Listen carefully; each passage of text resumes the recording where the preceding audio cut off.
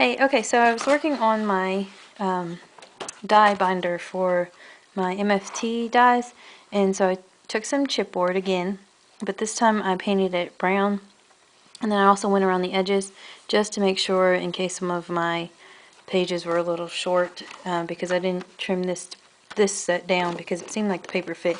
And so I'm using Webster's pages paper. And I also went around the edges, and you probably can't see it as well, but instead of having the white edge around, I used the brown paint also. So I just took the dauber and I went around and, like that, and just ran it around. And so now, right now, I am getting ready to put this on. And I realized I needed to go around the edges because when I laid this one down as a test, it ended up being a little short.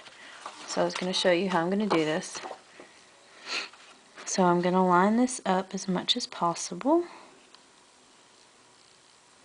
And what's kind of nice about the fact that I went around both of them is that you can't really tell then where the paper is and then where the chipboard is. Okay, so there we go. So there's that page down. So this is going to be the cover. And see, when you look at it, you can't exactly tell. It's probably hard to see right there. And so then now I'm going to do the back side. And what I've been doing is I'm actually attaching it, or I'm sorry, putting the glue, the adhesive, on the paper. Alright, so I'm still using the same method, and hopefully you can see this. So try and get it as close to the edge as possible. And if it gets over a little, just kind of push it back on there.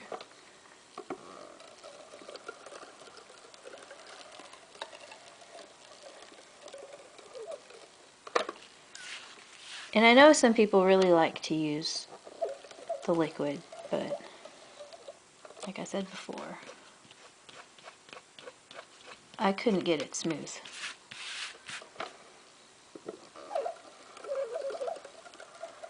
So I'm going around all the edges.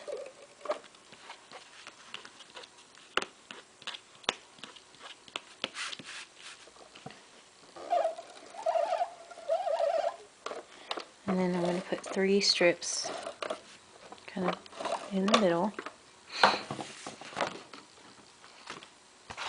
And then since this is the way this is supposed to go, I want to line this up because it's the outside.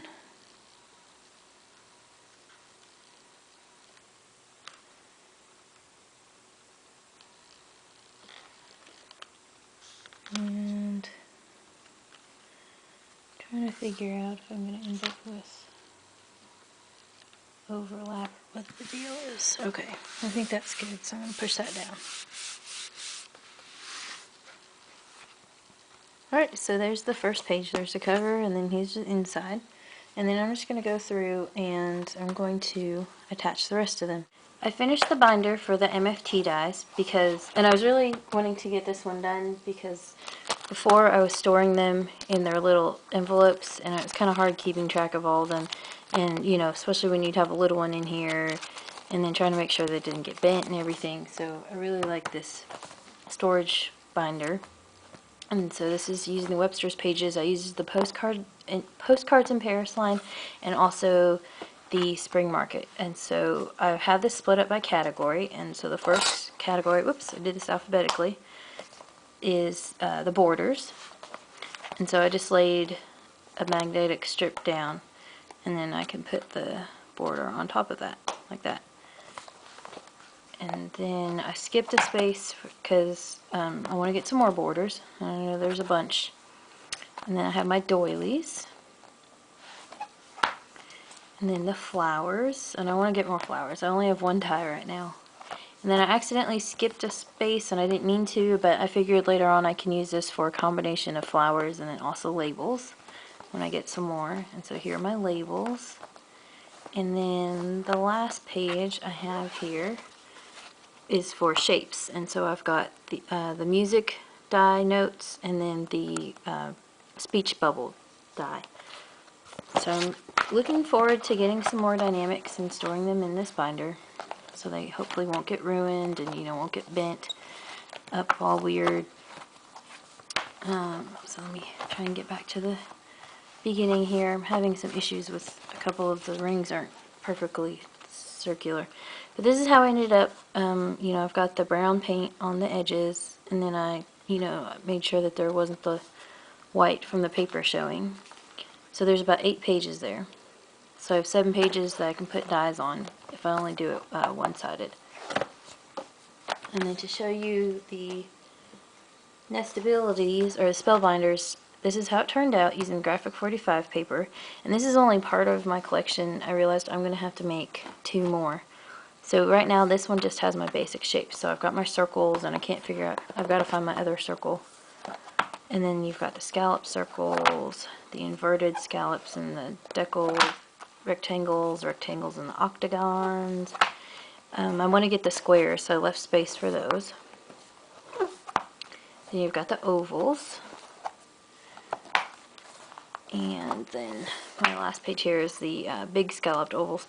So this is 10 pages, and this is pretty full in terms of the wire, not full in terms of the dies, which I've left space obviously. But I realized I'm going to need a binder just for the labels, and then I also want to do a binder just for the flowers and kind of the other shapes like the pendants and things like that.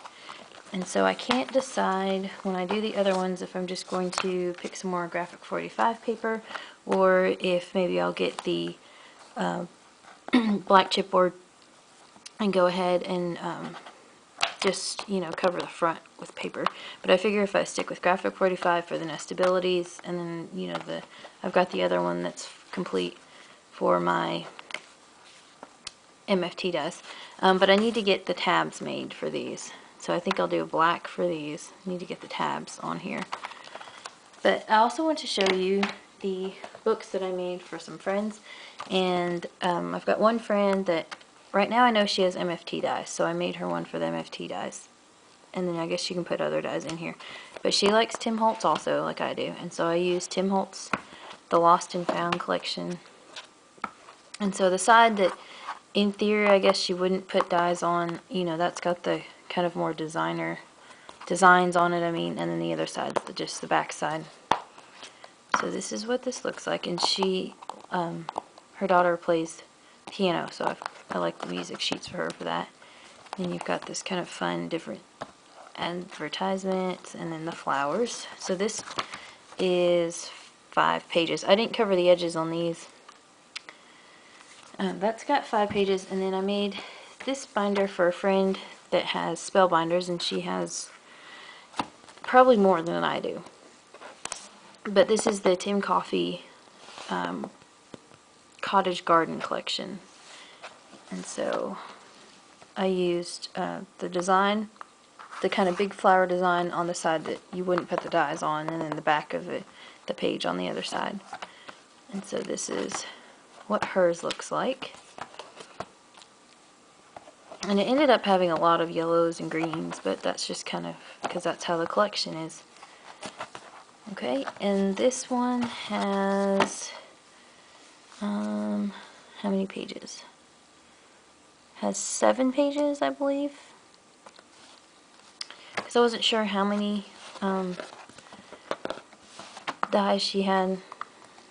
But, you know, if she wants another one, she can either make herself another book or whatever. And I had some flowers down here, and I've got to stick them on better because they fell off. So, but those are my little storage binders, and I hope you all enjoyed watching.